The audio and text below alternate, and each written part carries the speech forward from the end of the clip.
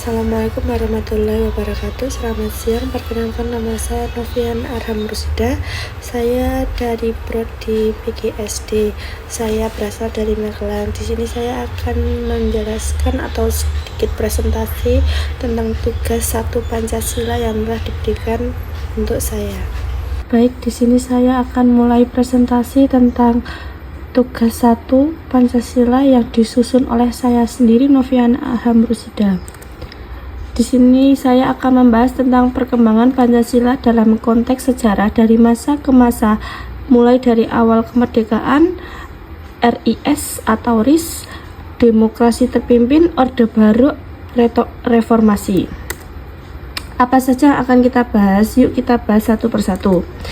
Timeline Pancasila. Awal kemerdekaan itu 1945, RIS 1949 sampai 1950, demokrasi terpimpin 1959 sampai 1966, Orde Baru 1966 sampai 1998, dan reformasi 1998 hingga sekarang.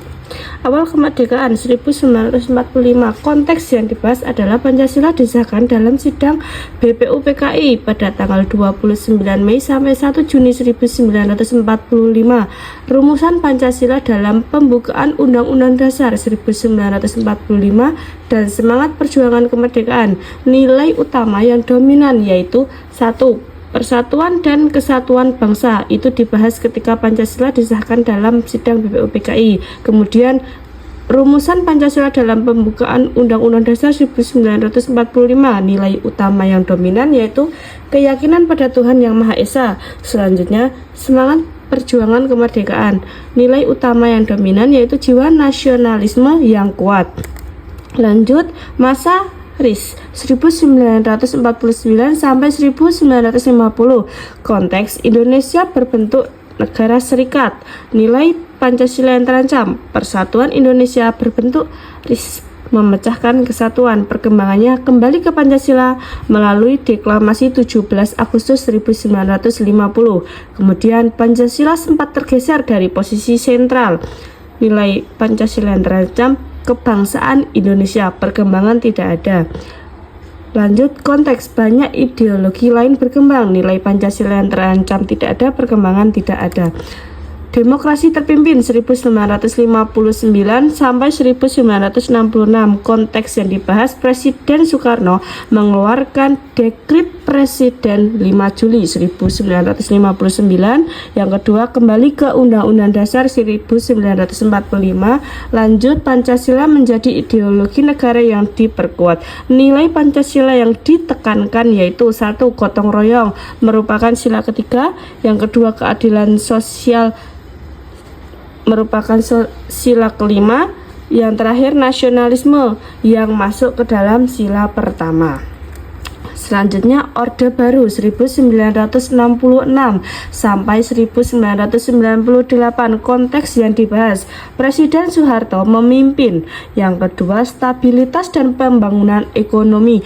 Yang ketiga, program P4, pedoman penghayatan Pancasila. Selanjutnya, nilai Pancasila yang dikembangkan,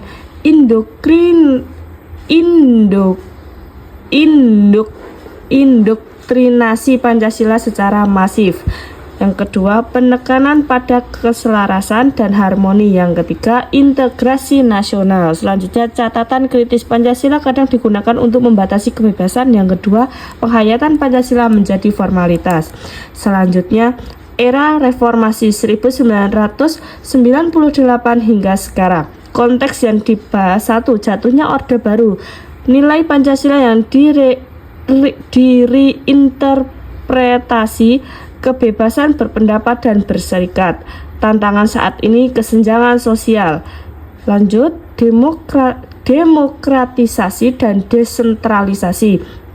Nilai Pancasila, keadilan sosial yang lebih nyata. Tantangan saat ini, krisis kepercayaan pada institusi.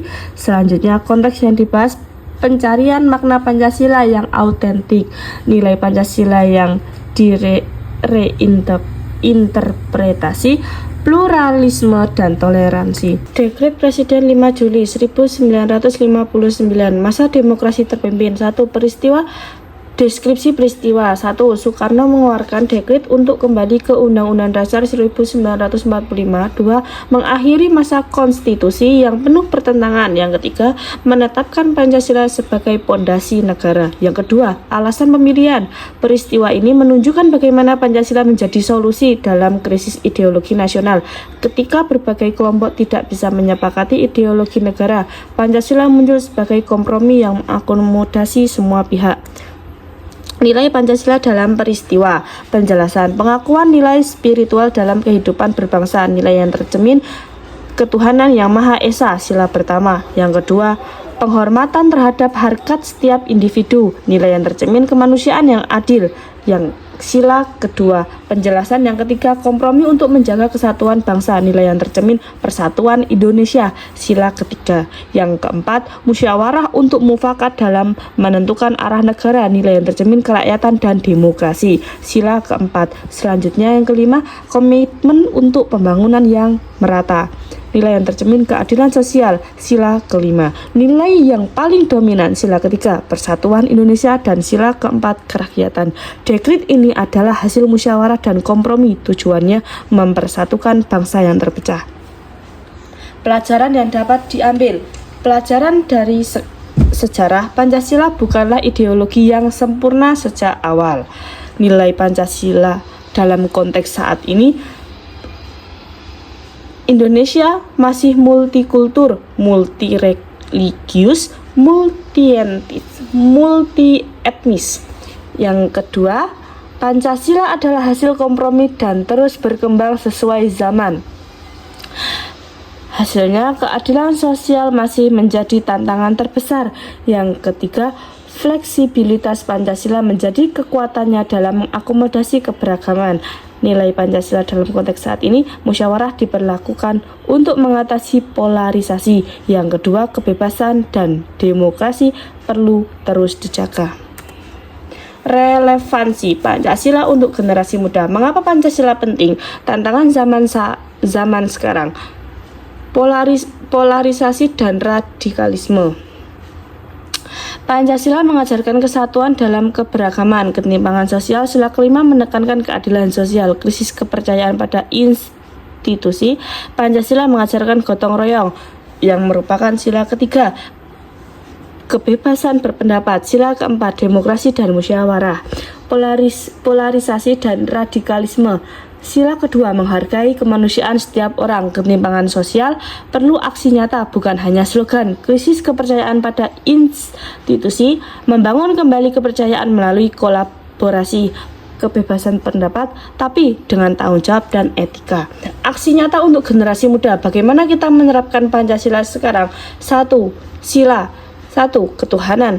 Aksi konkret, menghormati keberagaman agama dan kepercayaan. 2. Kemanusiaan, tidak membela yang tertindas. Yang ketiga, persatuan, bergaul lintas suku, agama, kelas sosial. Yang keempat, kerakyatan, ikut dalam musyawarah kelas, sekolah, komunitas. Yang kelima, keadilan sosial, membantu yang membutuhkan dan tidak korupsi.